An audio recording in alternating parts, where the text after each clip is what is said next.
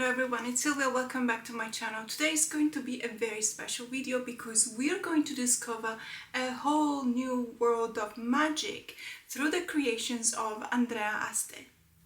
So as you can see, there's a few decks that we're going to have a look at, but there's also going to be an unboxing, and let me say, I'm very excited about what's going to be inside the box. We're going to discover Andrea's magical multimedia approach to tarot, which is something that I have always found fascinating. And we're also going to hear about the true genesis of one of his creations. That's right, you're going to hear it first today in my channel. Many of you may be familiar with the story behind the creation of the Book of Shadows, an alchemy story, which was a very successful Kickstarter campaign from a couple of years ago. You know me guys, I never remember the timeline of Kickstarter campaigns. I do back a few campaigns throughout the year, but I believe that it was about a couple of years ago. So if you are familiar with the concept behind this creation, you will also be familiar with the fact that this tarot deck, which is called the Lost Card of Tarot, which I have as a limited edition that has been published years ago by Los Carabeo, was actually what preceded the genesis of the Book of Shadows and Alchemy story. So these two decks are actually to be seen together. This is, let's say, public knowledge. It has been talked about, and there are a few images from this deck in this fantastic companion book that was introduced together with the deck, the Book of Shadows and Alchemy story. But what you probably didn't know is that there is actually another deck that preceded the creation of both these decks. Did you know about that? Now, Andrea has been absolutely fantastic, and he's contacted me a few weeks ago. We had a really nice chat on Zoom, as you do these days. He lives in the UK. He is of Italian origin like myself, and so probably also because of that, I was always drawn to his creations, simply because it is nice to see what a fellow Italian is up to these days, especially when he's such an accomplished and fantastic artist. When we spoke, we talked about the possibility for me to present a few of these decks on my channel, and I immediately said yes, because obviously for me, this is not just an opportunity to get to know the artists behind the decks, and you guys know that is something that I always interested in doing.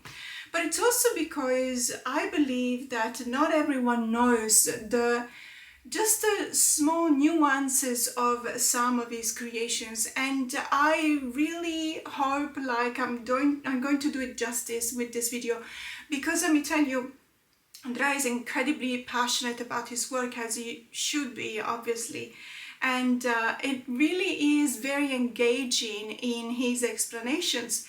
And I believe that in order to do it justice, the only thing that I could possibly do is to actually have a video interview with him and presenting to you. So that is probably in the cards for the future.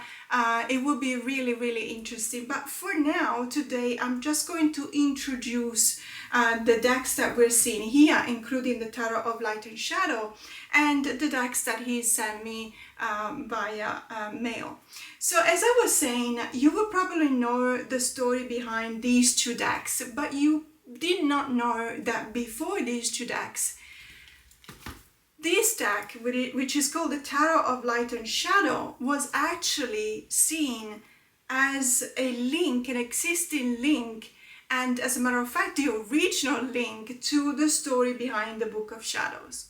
What happened was that when this deck was presented and the idea behind it was presented to the publishers decided that for marketing reason, it was a storyline that was a little bit too complicated, and they probably didn't know whether they were able to sell it or not. Now, I'm not going to comment on that. I have been speaking to several different tarot creators, and the fact that you are very much limited in your creations by well, let's say the marketing department at these publishers, it is incredibly frustrating, and I completely understand it. As an author myself, I literally decided not to publish my work, my books, in the traditional way, simply because of the many compromises that you have to take when you want your creation to be seen by the world.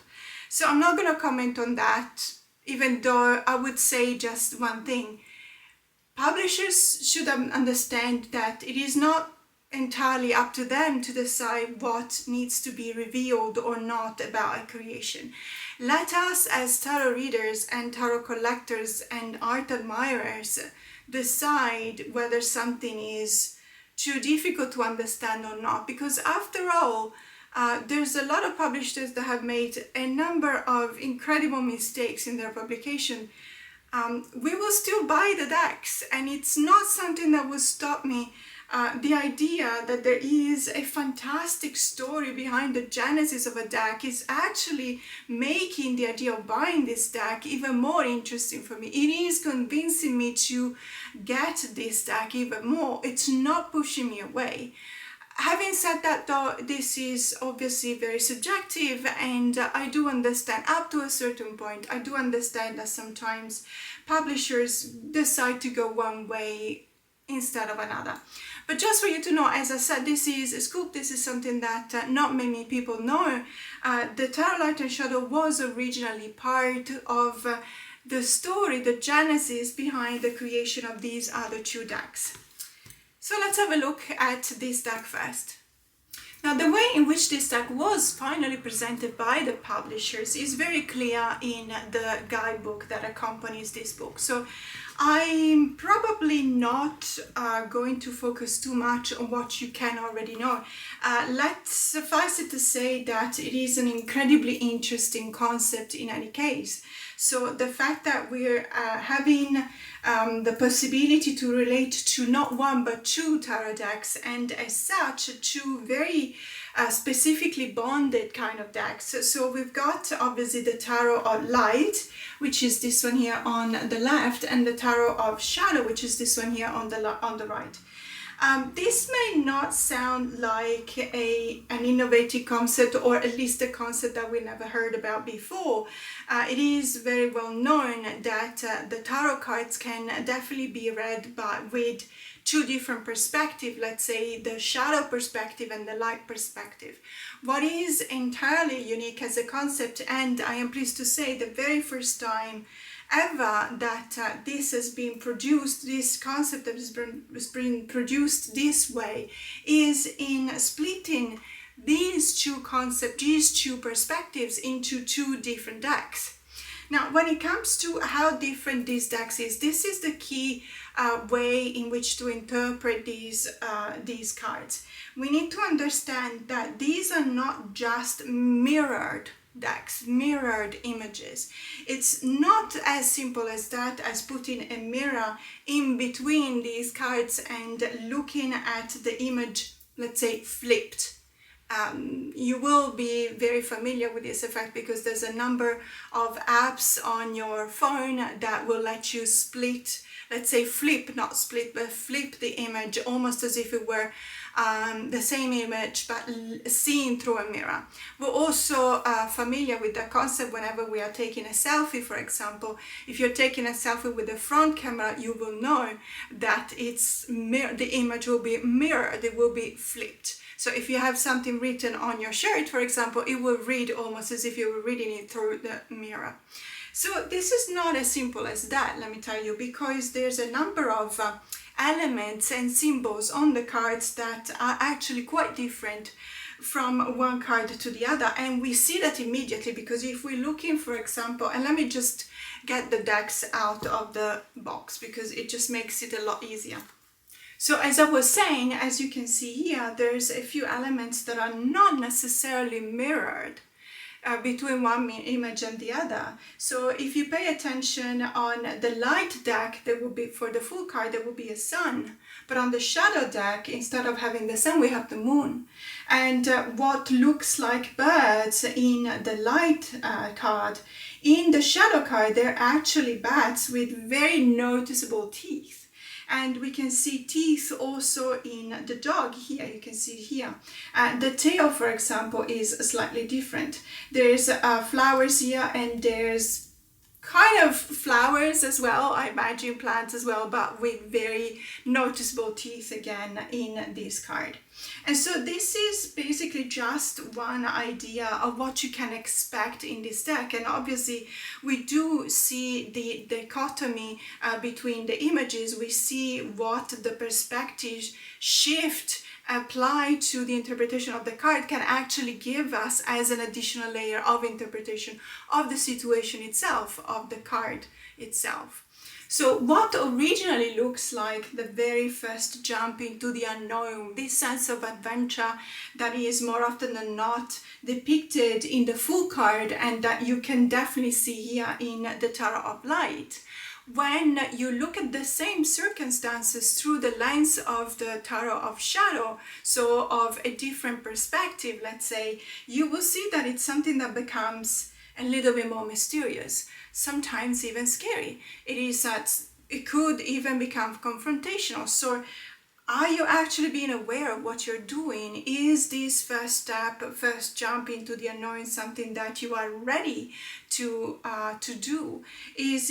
Are you aware of your resources, or are you just taking everything for granted? So there's a number of ways in which we can relate to these cards. And as I said, I'm not going to delve too much deeper into this concept, because what is explained here in this guidebook is very, very interesting. It will give you indeed a way to approach this deck with the possibility to look at the cards and work with them in a way that, let me tell you, has not been done before. I mean, let's remember also these decks have been published in 2020, so obviously the work that went behind the creation of this deck is pre-pandemic, so it is dated pre-pandemic. So it is something that it's already been, 5-6 years ago.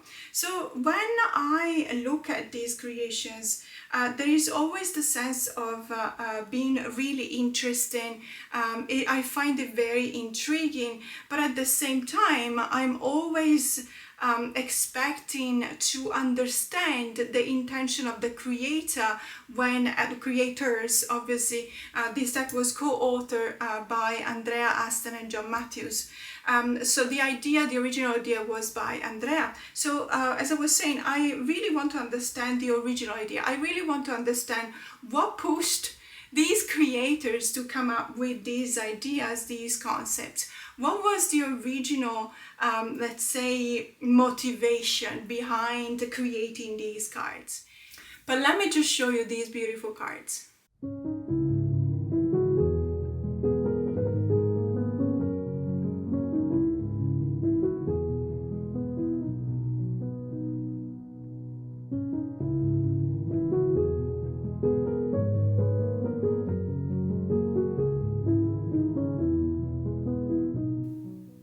During our chat, Andrea discusses his cultural influences and inspirations, highlighting his deep admiration for authors such as Italo Calvino, Tolkien, and Lewis Carroll, particularly for their philosophical and fantastic elements.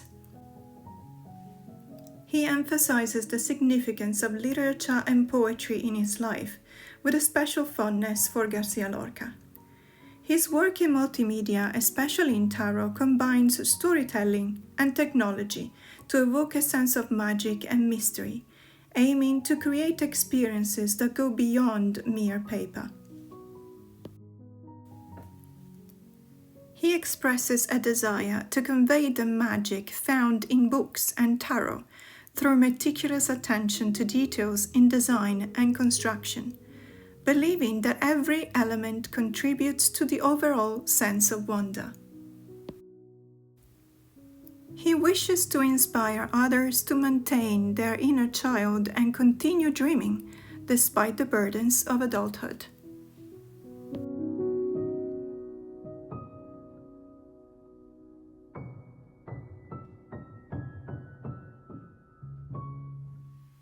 So when the publishing house decided that the true genesis of the Tarot of Light and Shadow was not easy to understand and therefore a difficult idea to market and to sell.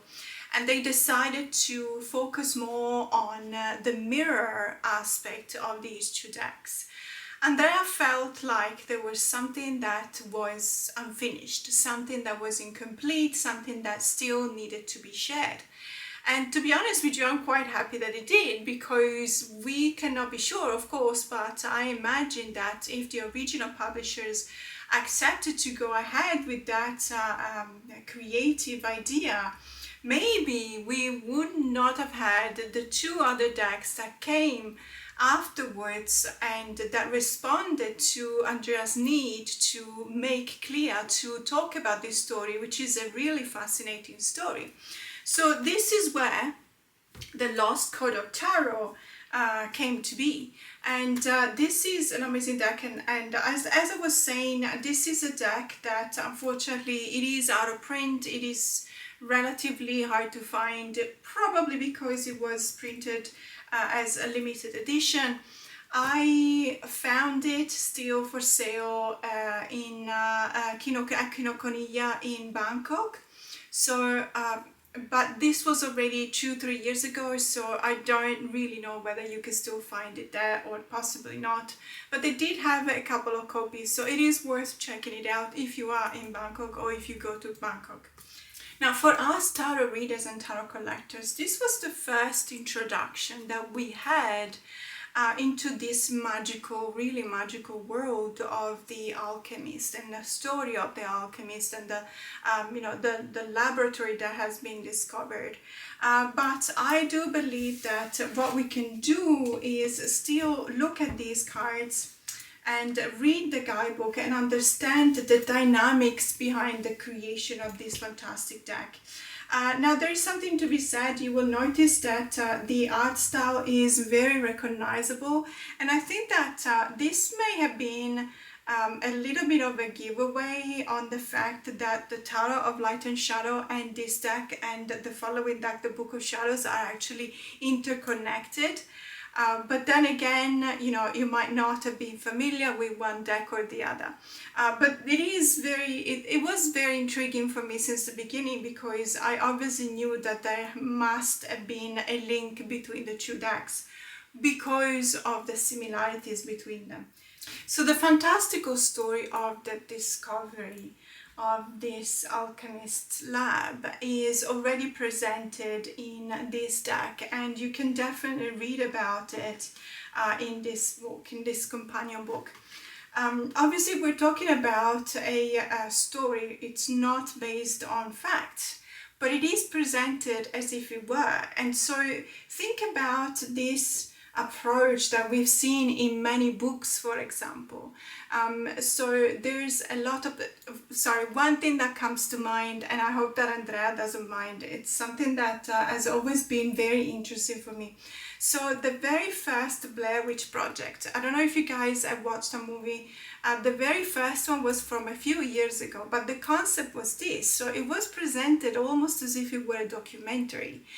So there's these three students, and they get lost in the woods, and they know that there is this history about a witch that inhabits that woods, and they film their encounters. Well, first they obviously get lost. The story gets progressively more and more claustrophobic, and to truth to it, it is a horror. It's a horror film movie, but it is, the interesting concept is that for many months after the release of the movie, there were a lot of people that actually believed that that was indeed a documentary and not a movie. They believe at least that the story indeed existed, and so they believe that there was a witch in those woods, and they believe that there were students that actually disappeared while trying to film this documentary. So that idea has become, ever since then, a more popular kind of trope, and we can see that in not just in cinematography but in other media productions. So for example, horror novels or even graphic novels. But it is very interesting as a concept, and it's something that has always been fascinating for me. So what is imagined and presented here is a documentary about a really important discovery for history, alchemy and tarot itself. But let's learn about this discovery whilst looking at the cards. The introduction to this deck goes as following. One of the most disconcerting constants of the most important discoveries made by mankind seems to be chance. As long as something is searched for, it is not found. However, as soon as one stops searching or simply looks for something else, one suddenly stumbles onto something unthinkable and inconceivable. Not even the discovery central to our story is an exception to this strange rule of destiny. If, in 2010, the New Stone International hadn't been contracted to demolish the old Lucy Fair Ltd building in New Cotton Road in London, today we would not have one of the most important historical scientific discoveries of the century. So after creating the Lost Code of Tarot, Andrea felt like there were still a couple of things that were missing. And so he started right away working on this amazing project that has seen, as I was mentioning earlier, the light of day thanks to a very successful Kickstarter campaign.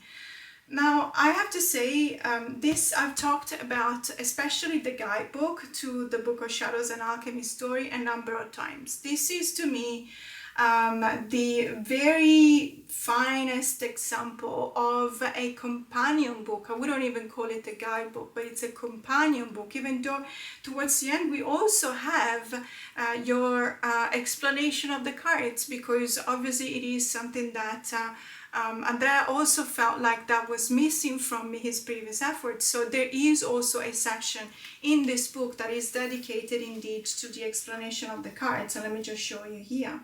So as you can see here, we do have, for example, the moon with, there's a couple of keywords as well: tidal change, twilight, deception, hidden influences, esoteric forces, unconscious urges, dreams, and so on and so forth. And there's also the explanation of the cards. So we've been told what the elements on the illustrations are, what their symbology is, how to recognize it, how to interpret the card, how to talk about the card, because let's not forget, Andrea is also a storyteller. There's also a last paragraph here that talks about the meaning of the card, and it does provide you with enough knowledge for you to be able to read with this deck in the traditional way. So using this deck as a tools for divination, as a deck that you want to use to, in my case, for example, I would use it for readings, for members readings, for clients reading, also for myself. But the reason why I always talk about this guidebook, companion book, is that there is so much more than just the cards that is presented here.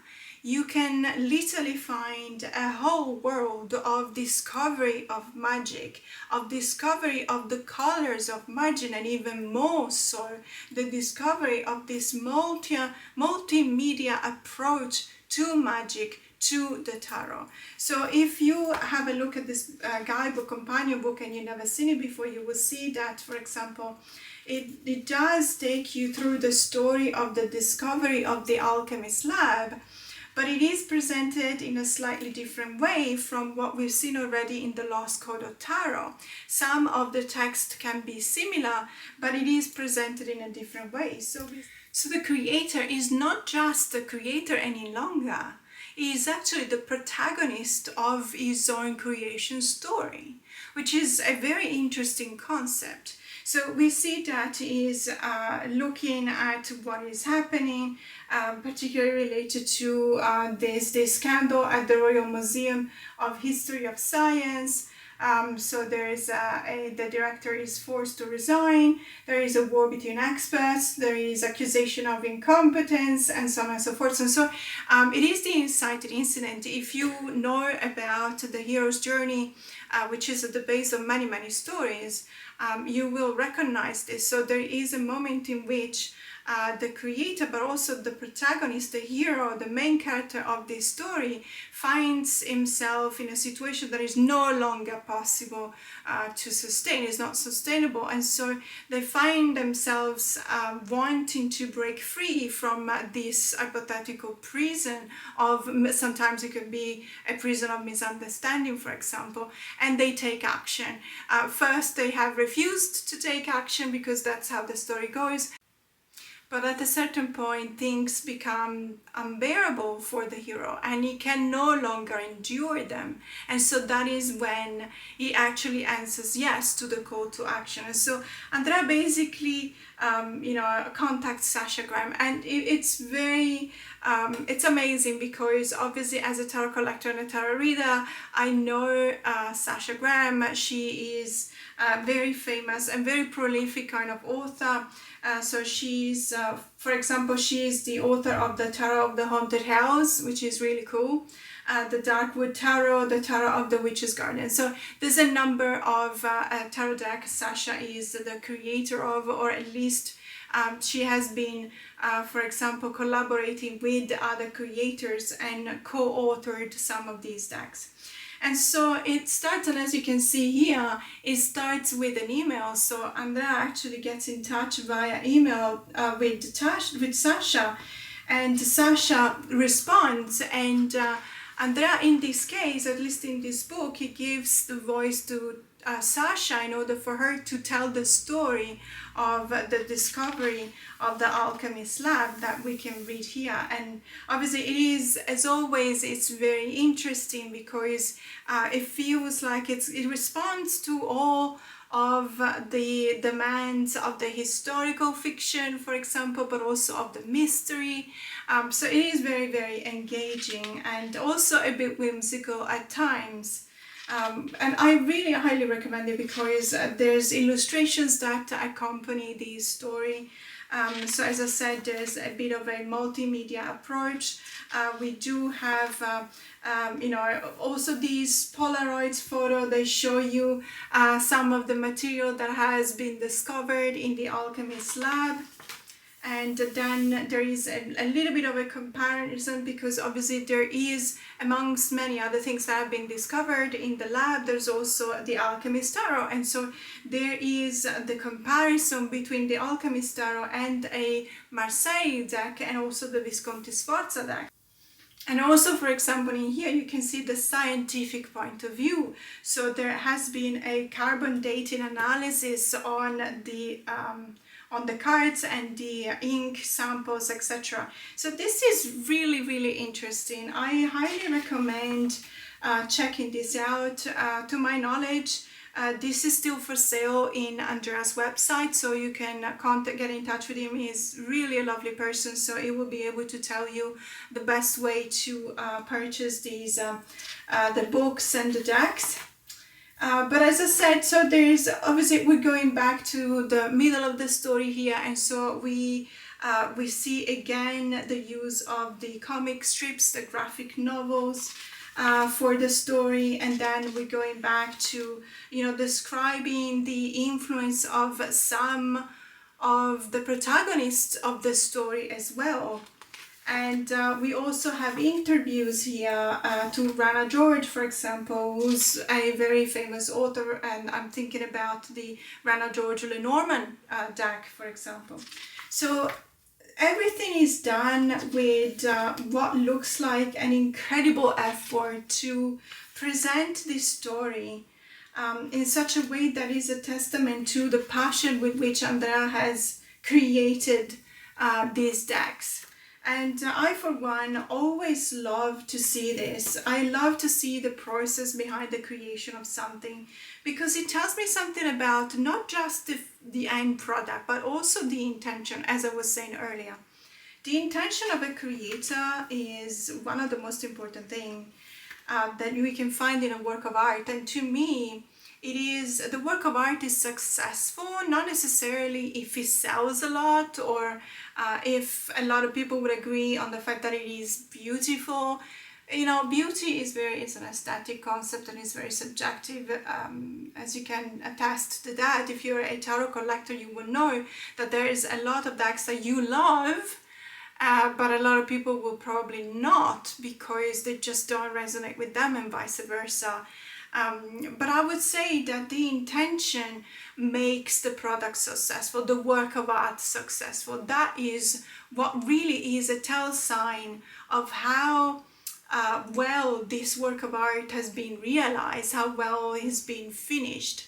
Because obviously, when we understand the intention of the creator, what do they want to produce? What do they want to achieve? Do they want to achieve the history of tarot? Do they want to explain the history of tarot? Do they want to show a different approach to tarot? If that is indeed something that is understood by anyone who is perusing through this book and looking and reading and understanding what the project is, then of course it is very successful. And I, for one, believe that it is. Because it's not just beautiful, aesthetically pleasing. You will know, for example, that I absolutely love a certain combination of colors, a certain type of color palette. So, of course, I will absolutely love the blues and the teal and the greens and the yellow and the oranges that are used in these pages. I also can say that I really, really appreciate this art style, which is very particular to me, very easy to recognize, let's say, but also very enjoyable. And you can see that in the cards, for example, as well. But that is very subjective, and what I mean is that that is certainly a plus, but what is incredibly significant and poignant for me is that I actually understand the intention behind the creation of this deck. I admire the intention behind the creation of this deck, to propose to tell the world this story of how the alchemist has created this tarot deck, and getting to know that the original idea included also the tarot of light and shadow, as this idea of having two images for the same card, and yet two images that may look like one is the mirror image of the other, but they're actually not, because there are subtle but noticeable differences, and it is thanks to those differences that you can reach an additional understanding of the meaning of the card itself. So absolutely stoked to be able to show you this. And also, as I said, this is very enjoyable. Trust me, it is. It reads like it's almost as if it were an encyclopedia of tarot, but put in a very engaging way.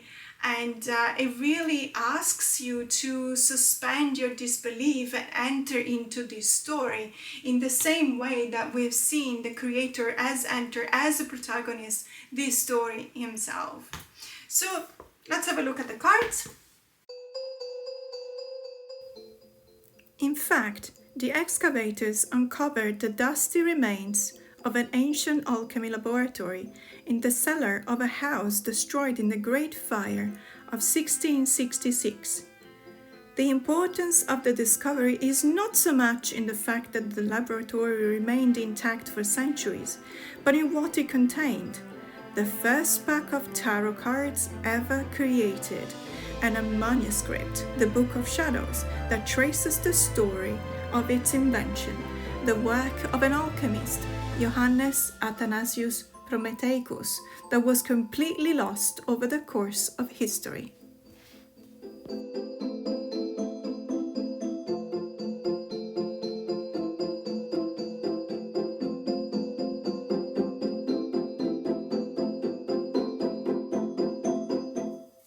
But now now we've come to the unboxing part of the video, which I am very excited about.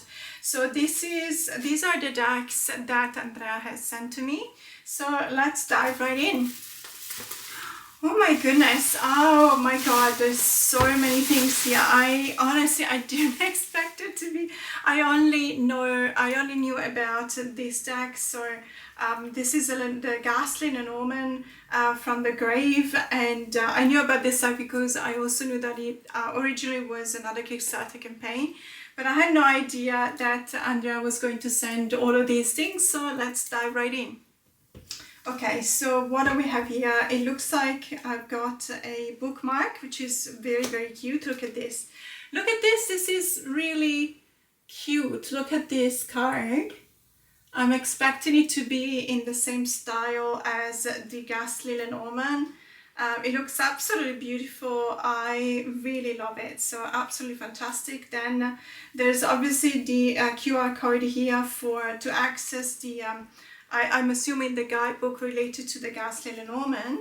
But then we've got so much more stuff here. So there's what is this? So I am not omniscient, but I know a lot. This was Oracularium. Okay, yes, I know about this one. This is the first time that I see this though. So let's have a look at what it says here. Oracularium is a powerful and intuitive oracle deck which connects the worlds of tarot reading, divination and storytelling. It combines wisdom from ancient esoteric traditions. The deck of 28 cards is accompanied by a book of spells, a 100-page illustrated color guidebook with card meanings, keywords, instructions and spreads, which is going to be really, really interesting. And then when viewed through a smartphone or tablet, the cards come to life via augmented reality, speaking to you and providing you with insights that will spark your intuition and creativity. So it says here that it can also be done with the top of this box. But what I'm going to do, I'm actually going to open this. I really like the shape, by the way, the triangular shape. So it is unusual, but it's also interesting because not always unusual is interesting. You know, it needs to have a reason. Let's put it this way. So let me just open this quickly. Okay, so we're just going to open it up, and it opens like this. And let me just show you. So I don't want to break the spine, so I don't want to push this flap too far back.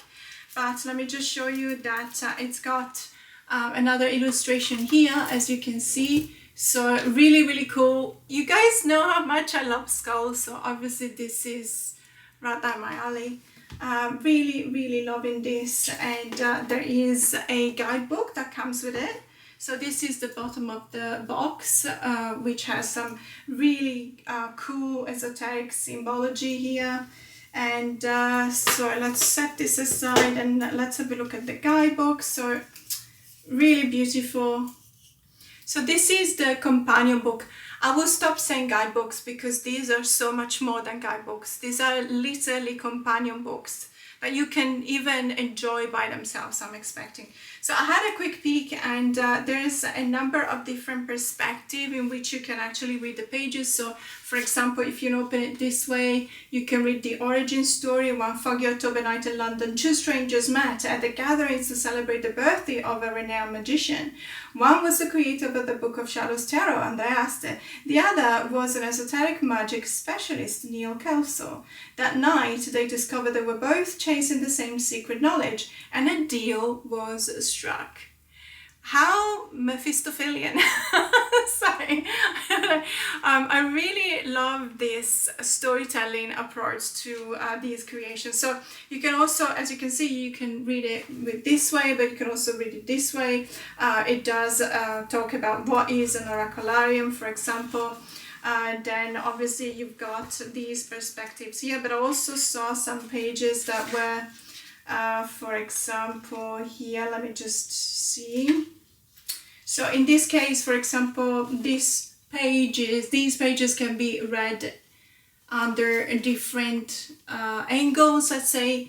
It reminds me so much of a number of games that we had when we were little, you know, and you were writing in a piece of paper and then you were folding it and then you were writing on the fold and then you were playing with the folds, and I know asking someone this way, basically you were holding it within your fingers and then you were asking someone for a number and then you were playing with your fingers and the number of times the person was telling you to do so, so 3 times for example, and then you were reading what was written under the fold of that corresponding number. So there's a number of things that are resonating with me when I look at this. There's also obviously spreads, examples to different layouts to read the cards. Commutatio, alteratio, transmutatio, for example. There's a lot of alchemy, a lot of winks to alchemy. I would say in all of Andrea's decks, there is this really strong sense of participation to alchemy. If you have not, if you're not familiar with alchemy, it does also give you the possibility to have this interest piqued, let's say. And so that is probably also a really good way to start your interest in alchemy. So there's here, for example, an esoteric quest, which is really interesting as well. So there's a number of things that I can definitely see myself spending hours and hours looking through these cards, looking through this book, and just you know, relating, finding ways to relate to the cards and how to read them, etc. So I'm very excited about this, and let's just have a quick look at the cards here. So let me just remove the cellophane wrap. Okay, so we got the Void, we got Beginning. I am loving this mix between a collage of vintage photos and you know, this artistic rendition of the images. Love, of course, Wisdom, Powerful, Inertia, Upheaval,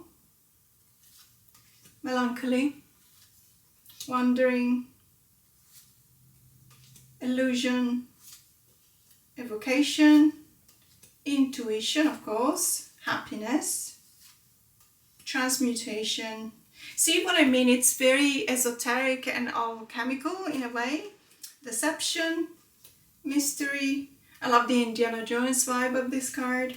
Conundrum, Destiny, Ephemeral, Fear, Decision, Lust, Action, Powerless, Clarity, Hate, Death, and The Stranger.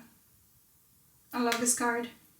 So mysterious. So really, really beautiful deck. To be honest, I really appreciate this because there's so much, you can tell there's so much passion in this creation. It is not just a deck, it is something that really reflects an intention, a manifestation of this intention. So let's have a look at the other deck. So what I wanted to say is that we've got here the actual book that is dedicated. There is a companion book to the Ghastly Lenormand.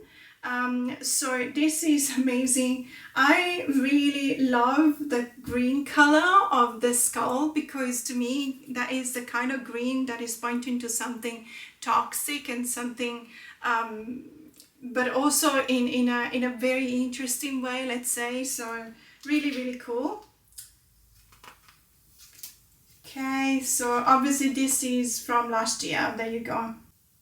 So I love the whimsical approach to this as well, because let me just read this because it really, I read it earlier and it just made me laugh out loud. So it says, this volume contains the precise number of misfortune and misspellings, no more, no less, as prescribed by and in strict accordance with the Malapropism, Spoonerism and Misspell Act of 1666.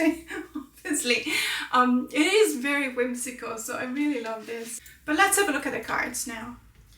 So I'm just going to open the deck. So it does have the shape of a coffin, which I think is really, really cool, especially because it's all in theme, obviously.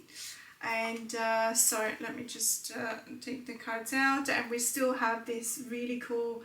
So this is now, I understand that this is Madame Lenormand, you know, that is depicted in here, which is, I find it very, very, yeah, very cool, very interesting.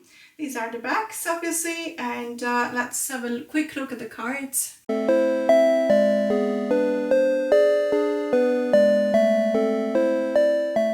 La magia è l'arte dell'immaginazione, il saper immaginare nuove forme e dare vita a nuove cose. E quindi nei miei tarocchi, nelle mie carte, cerco sempre di ricreare il senso di magia attraverso la meraviglia della tecnologia, attraverso la poeticità di uno storytelling. Per me i tarocchi vanno sempre oltre la carta. Il tarocco è solo un mezzo, una parte piccola di un iceberg gigantesco che è fatto di emozioni, di pensieri, di colori, di filosofia, di paure, di sogni, e voglio trasmettere tutto questo mondo colossale.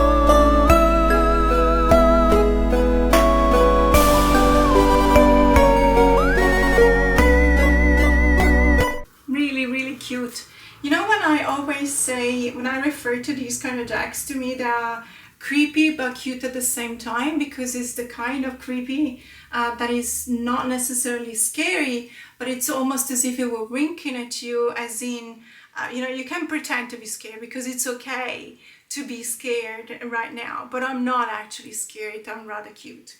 So then, last but not least, we have another deck that I don't really have any idea about, but it looks really, really interesting. So I can read here that it's called the Lilliput Tarot. And so it says here, the Lilliput Tarot is a universal deck of 78 cards capturing the essence of the classic Rider-Waite-Smith tradition. The deck includes beginner-friendly online video lessons, making it perfect for explorers, grand high witches, Lilliputians and dreamers of all ages. Hold your destiny in the palm of your hand. And this has been indeed created by Andrea and Neil Kelso. So really, really interested in this one. I've never seen this before, so you are literally seeing my reaction, my very first impression and reaction to this deck. And Lilliput, obviously, you know, because of the name, I imagine it to be a mini deck, a tiny deck, I don't know. But obviously, in order for them to be 78 cards, Carpe diem, by the way, yes, always Carpe diem, seize the day. Yes, that's what I thought. So it's really small, really tiny, but I actually really like tiny decks. So let's have a look at these ones. Loving the hands at the bottom of the box. And so it's divided in two, so let me just open both. Okay, so I am zoomed in as much as I can, so apologies for that. Let me see if I can zoom in post-processing. This is really cool because it's got a linen finish to the card, so really, really cool.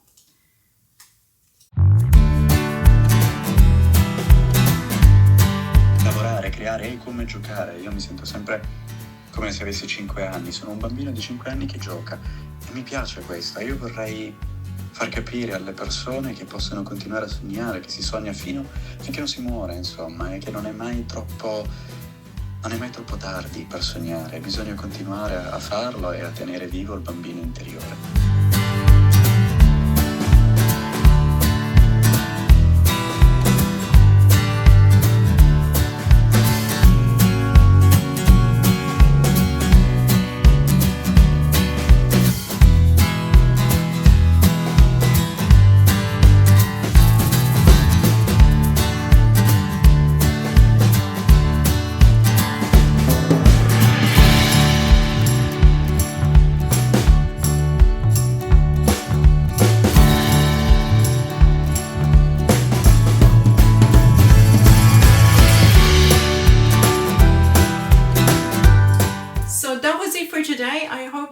appreciated this introduction to the magical world of the creations of Andrea Aste.